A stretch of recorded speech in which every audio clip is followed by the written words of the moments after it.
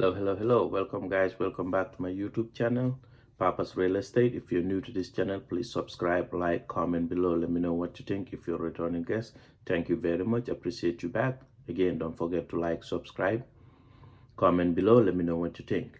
All right. On this week's podcast, we're going to be talking about if you should buy a house where you live, if you live in an expensive market where house prices are expensive, or should you try somewhere else where housing prices are reasonable or cheaper, one should say. If you want to buy it to live in there, or you want to buy it as an investment property or to flip a house. Anyway, if somebody says, I want a house to live in and I live in an expensive market, or it doesn't matter where you live, somebody might think, oh, no brainer. You have to buy a house where you live so you can live in it. But in some cases, some people can move because their job is flexible. If they live in an expensive market, they want to be a homeowner, they can afford to buy a home there. They can move to another market which is less expensive because they can work from home or work online or transfer their job so they can become homeowners. That is a possibility too. So let's look at it from an investment perspective. All right. I live in a house where housing market right now, the average home price is about $450,000 or higher.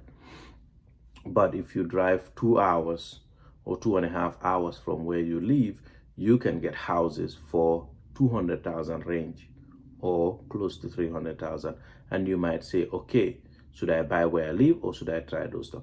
Well, if you don't have a job that's flexible, you can move, you can relocate easily. You can say, well, I can try to get into a house where I live by putting down a 3.5% down FHA mortgage or a 5% and be a homeowner, owner occupied in that house. Or if you do that, you can also try to rent the rooms to other people if you can, so that can cover some of your mortgage cost or your living cost, or try to get into a duplex, which is a 2-unit or a 3-unit or even a 4-unit, and have those tenants on the other side help you qualify for that mortgage, and in turn their rent expenses, their rent payment can help offset your mortgage and housing expenses. That's one way to look at it. If those are all not a possibility that you can do, you can say, well, I live in one market that's too expensive. I don't have money to invest in there, but I can try somewhere else where houses are cheaper. It's called long distance real estate investment, and there has been books written about it. How to do that, and how to invest in real estate in a market that you don't live in by a long distance. But you have to know where you're going and know everything that you could know about that market before you go in there, just like what you will know about your own market, because you don't want to get into somewhere else and be on the wrong side of the tracks, meaning that to be on the wrong side of a busy road or just the wrong side of the whole town because you don't live there, you may not know as much as somewhere else that you live. All right, put that aside. In today's real estate market, this podcast is recorded in 2022. You can say, oh, well, housing prices are up everywhere you go to. Yes, they are up everywhere you go to, but they are up at different percentages. And the price points are different anywhere you're at. From my own personal perspective, I will say start investing where you live, because you will not know another place more than where you live, unless if you are from a town or a state where you're born and raised or grew up that have a very cheap or reasonable housing prices, and now you live somewhere else that is a very high price point, expensive. Then you can say, well, I'll try to go back home where I'm from and try to invest in real estate there because the prices are cheaper. The point of entry is less over there than where I'm living at. In that as perspective, if you look at it that way, you can try to do that, but you have to put few things in mind. If you have to buy a house where you don't live, most likely you have to come up with a higher down payment, which is either 15% down payment for a conventional loan and have a PMI, private mortgage insurance, or you have to come up with at least 20% to avoid paying PMI, private mortgage insurance, to get into a house. All right, let's say you live in a house. You live in a market where housing prices are like 400 grand, 3.5% off, 400 grand. Well, you're looking at about 14 grand plus closing costs. So you might be looking at about 18 grand total out of pocket to get into a house.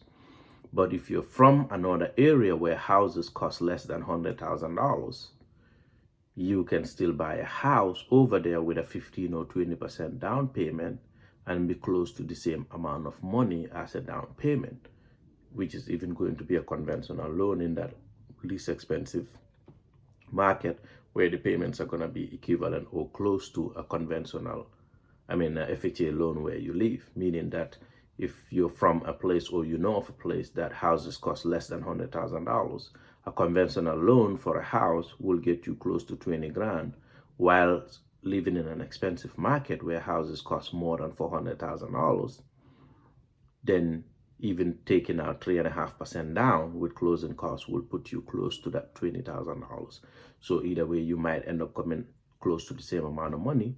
Then you can start saying, should I go to this place or that place? But put that aside. If you're not from another place that is like that, it's cheap, but you live in an area where it's expensive, what you can do is start with a 3.5% down payment and get into a house. Either a single family house, a duplex, triplex, or fourplex. The loan system works the same in those aspects of those four types of houses, either a 1-unit house, single family home, duplex, triplex, or fourplex.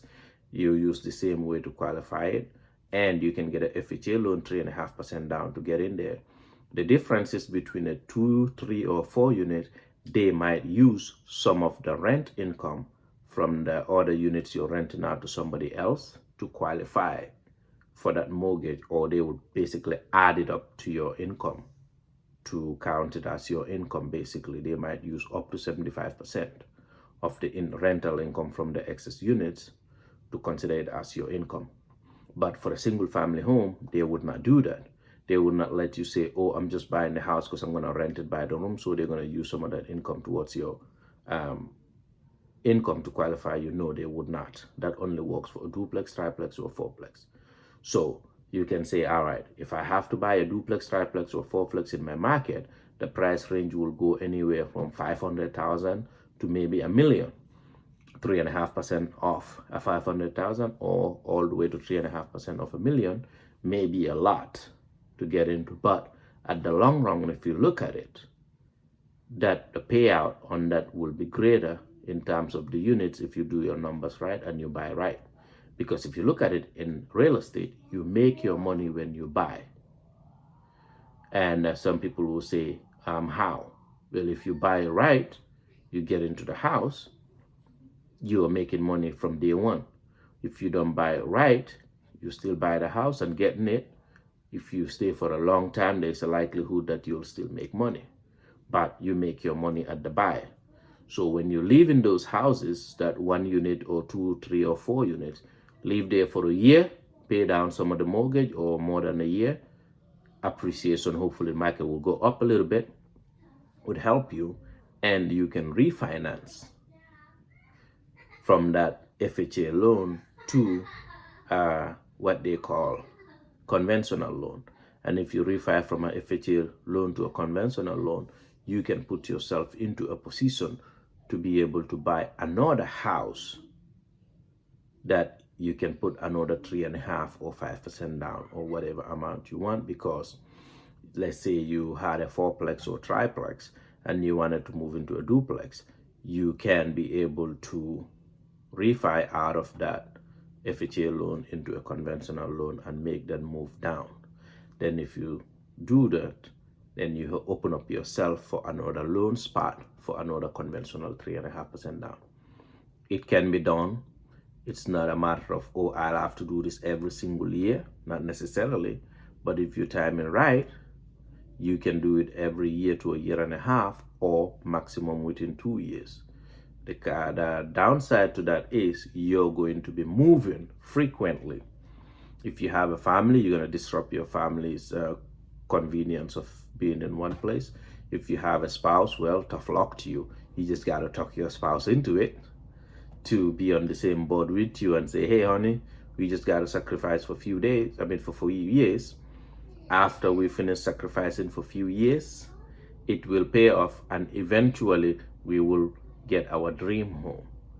I know you don't want to live in a fourplex or a triplex or duplex, but if we can do this for a few years and we can go down gradually and we can end up in our dream home when we can use the rental income or some of that rental income from the previous houses we bought and make monthly payments of our mortgage of our dream home. It's a way to make it in a way that you're going to eventually live for free. Well, if you like what you hear, please don't forget to like, subscribe, comment, let me know what you think. And again, this is Papa's Real Estate Podcast. We do this every week. Subscribe, hit the notification bell, comment, let me know what you think, and you'll be getting videos from me every week. Thanks. Bye-bye.